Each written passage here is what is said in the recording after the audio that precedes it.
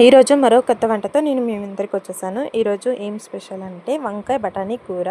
ముందుగా ప్యాన్ పెట్టుకుని అందులో ఆయిల్ వేసుకుని కరివేపాకు వేసుకోవాలి. కరివేపాకు చిట్టపట్లు ఆడేంత వరకు ఉంచుకుని తర్వాత ఉల్లిపాయలు వేసుకుని గోల్డెన్ బ్రౌన్ వచ్చేంత వరకు వేయించుకోవాలి. తర్వాత అల్లం వెల్లుల్లి పేస్ట్ వేసి పచ్చివాసన పోయేంత వరకు మగ్గనిచ్చేయాలి. తర్వాత వంకాయలు అలాగే సాల్ట్ కూడా వేసి మగ్గనివ్వాలి.